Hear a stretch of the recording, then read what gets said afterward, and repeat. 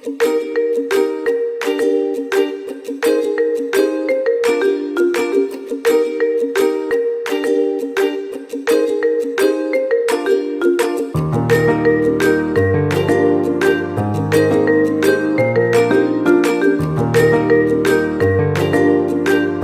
दोस्तों, मैं हूं सूर्यकांत, आपका उद्यान मित्र एंडलेस नेचर इस मेरे यूट्यूब चैनल में मैं आप सभी दोस्तों का स्वागत करता हूं। इस वीडियो में आज हम लिलीज की एक सुंदर वैरायटी के बारे में कुछ नई बातें जानने की कोशिश करेंगे। दोस्तों, इस सुंदर शुभ्र सफ़ेद फूलों वाली लिली के नाम में ही इसकी सुंदरता का वर्णन और इसके मूल स्थान का अर्थ छुपा है। इस लिली का साइंटिफिक नेम हाइमेनोकेलिस लेटोलेरिस है।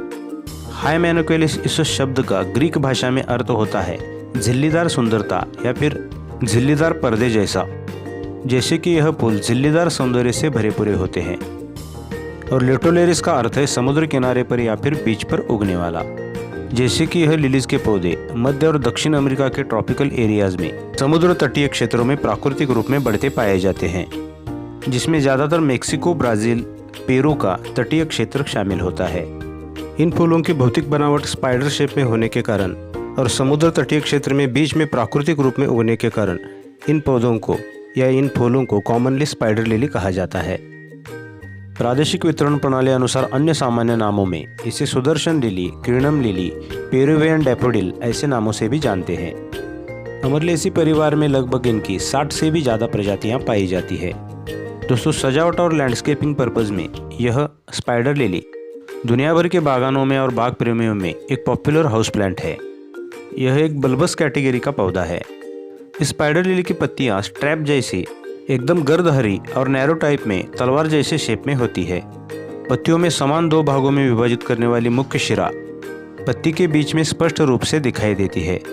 इनकी घनी हरी पत्तियों के बीच से जमीन में स्थित बल्ब या कंदों से 2 से 3 फीट लंबी चपटी स्टेम निकलती है, जिस पर खिलने वाले फूलों के गुच्छे में लगभग 6 से 8 फूल खिलते हैं। स्टेम के अंतिम छोर पर टैबलेट टाइप में विकसित होने वाली कलियां एक एक करके सफ़ेद फूलों में डाइवर्ट होती है। यह फूल एक नाजुक पर्दे जैसे शुभ्र सफ़ेद होते हैं। एक नाजुक सफ़ेद पर्दे जैसी इनकी बनावट होती है। लगभग 1.5 से 2 इंच डायमीटर में खिलने वाले इन सुंदर फूलों में राउंड शेप में एक गुंबद की तरह बाहर की तरह झुकी हुई घुमावदार और एक दूसरे से जुड़ी हुई पंखुड़ियाँ होती है। फूलों के मध्य से पंखुड़ियों से चिपककर पंखुड़ियों से बाहर निकलने वाले लगभग फूलों के डायमीटर से 4 गुना लंबे पुंकेसर होते हैं।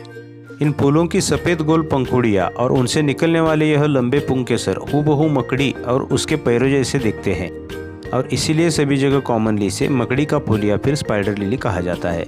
इनके फ्लावरिंग के समय यह फूल दूर से ही हमारा ध्यान इनकी तरफ खींचते हैं। गर्मियों के मध्य से लेकर लगभग सर्दियों की शुरुआत तक इन लिलीज का फ्लावरिंग सीजन होता है, लेकिन गर्म ट्रॉपिकल जोन में लगभग साल भर इन पर फ्लावरिंग होती है। सब ट्रॉपिकल जोन में जहाँ 3 ऋतु होते हैं, वहाँ ठंड के मौसम में यह पौधे सुप्तावस्था में चले जाते हैं। नवंबर की शुरुआत से लगभग फरवरी के अंत तक इन पौधों का डॉर्मेंसी पीरियड होता है। उस वक्त इनके बल्ब्स को आराम की ज़रूरत होती है। इनफैक्ट जैसे ही सर्दियाँ शुरू होती है, तब सब ट्रॉपिकल जोन में लगभग सभी लिलीज के बल्ब्स डॉर्मेंसी में जाना चाहते हैं। उस वक्त इनकी हरी पत्तियों को हमें काटना नहीं चाहिए, क्योंकि सूर्य प्रकाश, हवा और वातावरण से लिया हुआ सारा न्यूट्रिशन इन पत्तियों में स्टोर होता है। बल्ब डॉर्मेंसी में जाते समय सभी पत्तियां नेचुरल रूप से पीली पड़ने लगती है, और उस वक्त पत्तियों द्वारा स्टोर किया हुआ सारा न्यूट्रिशन बल्ब या कंदों में रिमूव किया जाता है, और यही एनर्जी डॉर्मेंसी खत्म होने के बाद बल्ब को पूरी क्षमता से नई ग्रोथ और मल्टीपल फ्लावर्स प्रोड्यूस करने के लिए काम आती है। इसलिए ज़्यादा से ज़्यादा कंदों से निकली हुई फ्लावर स्टेम को हम कट कर सकते हैं, लेकिन हरी पत्तियों को काटने के बजाय अगले मौसम में अच्छी फ्लावरिंग के लिए हमें पत्तियां पीली पड़ने की राह देखनी चाहिए। उसके बाद इनके गमलों को हम हल्की छायादार जगह रख सकते हैं, या फिर मिट्टी से इनके बल्ब्स को निकाल कर भी स्टोर कर सकते हैं। वैसे देखा जाए तो कुदरत में कुदरती रूप से बाकी सभी पौधों में कुदरत के रूटीन या नियम अनुसार पत्तियों में संग्रहित किया हुआ सारा न्यूट्रिशन अपना जीवन काल खत्म होने के बाद वापस पौधों के तनों में जमा करने के बाद ही पत्तियां पौधों से रिमूव होती है। दोस्तों, इनकी सनलाइट नीड पूर्ण सूरज की रोशनी होती है। प्राकृतिक रूप में समंदर के किनारे खुली धूप के नीचे यह पौधे पनपते हैं। इसलिए हमारे घर के एरियाज में हम जहाँ भी इन्हें ग्रो करना चाहते हैं, वह सन फेसिंग एरिया या फिर सनी लोकेशन होना चाहिए। दिन में कम से कम 5 से 6 घंटों की धूप तो इन पौधों को मिलनी ही चाहिए। ज़्यादातर विदाउट सनलाइट या फिर बिना धूप के यह पौधे फ्लावर्स प्रोड्यूस नहीं कर पाते। इसलिए हमारे घर के एरियाज़ में कंटेनर, गमले, फ्लावर बेड्स, जहाँ भी हम इन्हें ग्रो करना चाहते हैं वह जगह धूप वाली जगह होनी चाहिए। इसलिए पृथ्वी के उत्तरी गोलार्ध में हमारे भारत समेत सब ट्रॉपिकल जोन में इन पौधों के लिए हमारे घर के एरियाज़ का साउथ ईस्ट या साउथ वेस्ट लोकेशन होना चाहिए। और ठीक इसके विपरीत पृथ्वी के दक्षिण गोलार्ध में इन पौधों के लिए सब ट्रॉपिकल जोन में नॉर्थ ईस्ट या नॉर्थ वेस्ट लोकेशन होना चाहिए। दोस्तों, यह बल्बस कैटेगरी के पौधे होने के कारण डॉर्मेंसी की पीरियड को छोड़कर फ्लावरिंग टाइम में इसकी मिट्टी को हमेशा नम रखना चाहिए या फिर एक आइडियल मॉइस्चर मिट्टी में हमें मेंटेन करना चाहिए।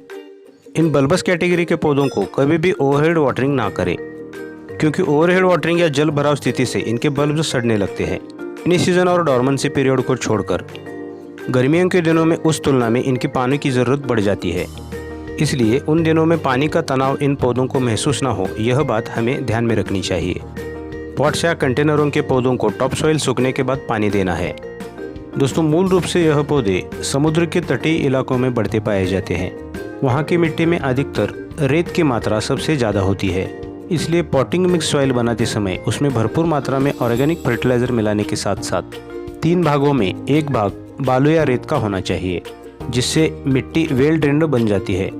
मूल रूप से यह बल्बस कैटेगरीज के पौधे होने के कारण इनके गमलों में दिया हुआ पानी एक्सेस वाटर के जरिए ड्रेनेज होल से ड्रेन आउट होकर निकल जाना चाहिए, जिससे इनके बल्ब के पास हमेशा एक मॉइस्चर मेंटेन रहता है।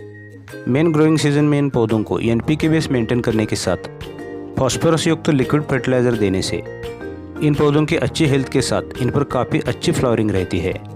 साथ में 95% ह्यूमिक एसिड का घोल और सीवीड का इस्तेमाल इन पौधों के लिए ज़रूर करें। लिक्विड बेस में सीवीड और 95% ह्यूमिक का घोल इन पौधों में काफ़ी निखार लाता है। दोस्तों, इन लिलीज पर ज़्यादातर कोई कीट का प्रभाव नहीं दिखाई देता, लेकिन रूटीन अनुसार हम हल्के नीम ऑयल का स्प्रे इन पर कर सकते हैं। दोस्तों, ज़्यादातर लिली कैटेगरीज के बहुत से पौधे खाए जाने पर या अंतर्ग्रहण पर हम इंसानों के लिए और पालतू जानवरों के लिए थोड़े विषाक्त साबित हो सकते हैं। इनफैक्ट इन पौधों के मेडिसिनल पर्पस भी बहुत से है, लेकिन उनकी प्रोसेस अलग होती है। इसलिए मोस्टली ओरली कनेक्शन के लिए इन पौधों से हमें सावधान रहना चाहिए। दोस्तों, इस लिली का प्रोपगेशन इनके बल्ब्स को सेपरेट करके या डिवाइड करके हम आसानी से कर सकते हैं। ज़्यादातर डॉर्मेंसी के वक्त और रिपोर्टिंग के समय हम उन्हें डिवाइड कर सकते हैं। डेकोरेटिव पर्पज़ में ग्रो करते समय हम इन पौधों को बॉर्डर्स पे, लॉन के साइड पे, कंपाउंड वॉल के पास ग्रो कर सकते हैं। ज़्यादातर सिंगल पॉट के बजाय कंटेनरों में या फिर गार्डन बेड्स पर इनके बल्ब ज़मीन के अंदर मल्टीपल तादाद में विकसित होकर आगे फैलते जाते हैं।